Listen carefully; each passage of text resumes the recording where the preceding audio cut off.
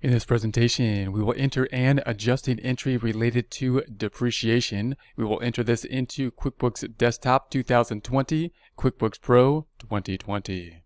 Here we are in our Get Great Guitars file. We currently have the open windows open. You can open the open windows by selecting the View dropdown and the Open Windows list. We're going to now go to the reports. To the right, we're going to select the Reports dropdown, Company and Financial. Scroll on down to the Balance Sheet Standard. Within the Balance Sheet Standard, we'll change the dates up top in the Customize Reports. We will change them to, I'm going to move this down a bit, 01/01/20 to 02/29/20, and OK. So here is our balance sheet. Within the balance sheet, we're going to be focusing here on the furniture and fixture. Now, the furniture and fixture, you'll recall, is different than other types of expenses, other types of things we typically will purchase. Normally, when, for example, we spend money or take out some kind of debt like a credit card or some kind of financing or loan, the other side is often an expense account because we are expensing something. When we write a check for the utility bill or possibly supplies, depending on how we record supplies, if we're going to capitalize them or not, or if we have any kind of other bill, we typically then have the other side go to an expense. Why then, when we wrote a check, did we put the other side up here to furniture and fixtures? Because we're not going to be consuming the furniture and fixture when we purchased it. It's not going to be consumed in the current time period and therefore shouldn't be on the income statement all in the current time period in accordance with the matching principle, but rather the cost should be allocated to the current time period only for the portion of that cost that had been consumed during it. Therefore, we're going to put it on the books as an asset, then allocate the cost to the income statement as it is depreciated over its useful life. So that's going to be the adjusting entry we do now. You would think then we would decrease this account here and then put the other side to an expense in a similar fashion as we did with the prepaid insurance. It's a similar kind of thing. But the prepaid insurance is a bit different in that we know exactly how much was consumed and how much is still there given the terms of the policy. With the furniture and fixtures, it's an estimate. We don't know how much we consume. Whatever we have, if it's a couch, the couch is still there. It didn't go away. We still have one couch. So if we're going to allocate the cost to its useful life, it's just an estimate. Now, there's multiple different ways that we can make that estimate. We can make it with straight line depreciation, double declining, using the tax basis depreciation, units of production. We're not going to get into all those depreciation methods. We're not going to actually calculate depreciation here. If you want to look into those methods, we have a course just on depreciation. You can think about those types of things. But from a practical standpoint, oftentimes, many small businesses will rely on their tax preparer to provide the depreciation. So you want to talk to them possibly. Sometimes it's easiest to just use a tax basis, even though it's not the most accurate thing to use from an accrual standpoint, but it is an easy thing to do. So you want to talk to your accountant about what the best depreciation method to use would be. Okay, so what we're going to do is assume that we've already calculated depreciation here. It's going to be $775. Therefore, we're going to make the adjusting entry related to it. And also note, the basic way you would calculate depreciation, just the straight line is what you would then base every other depreciation basis on.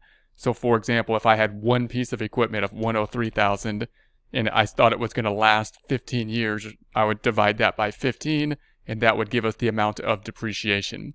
So again, we're not going to do that, and our depreciation is awfully low right now. It's going to be the $775, but just note it's just going to be an example problem here. We're not going to get into the calculation of the depreciation, and there's multiple methods. And again, you can take a look at the tax or the depreciation course and to just consider how different ways to calculate it and why we might use those different methods. So here we're going to just do the adjustment. Now normally, of course, we would do the adjustment by going to the company dropdown.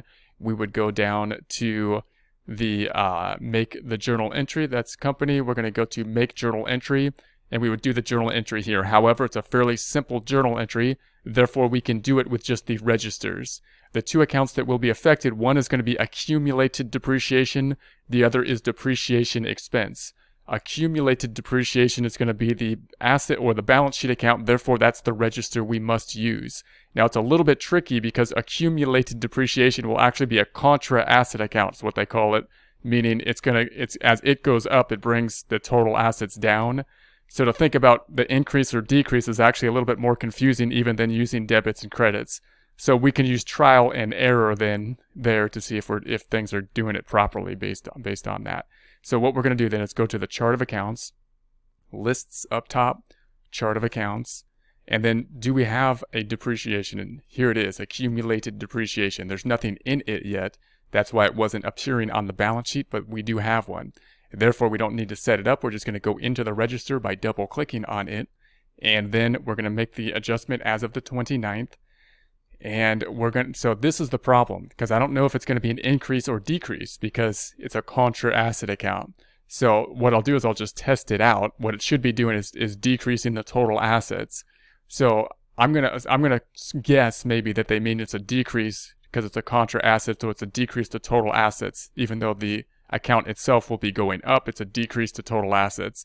So I'm gonna guess this one. If it's wrong, I'll just go to the other one. This is where we can use some trial and error. It's going to be 775. I know that's really low, but it's just going to be an example problem. That's what we have in the example problem here. So I'm going to stick with that number. And then it's going to be depreciation expense is the other side.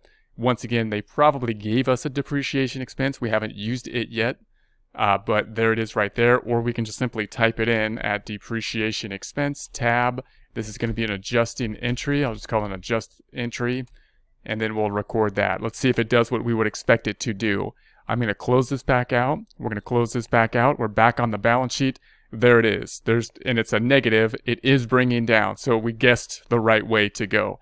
Even though it's kind of weird because you would think it would be an increase. It's actually an increase to this account. But anyways, it's going to decrease the total assets. Now also note that the accumulated depreciation is above the furniture and fixture.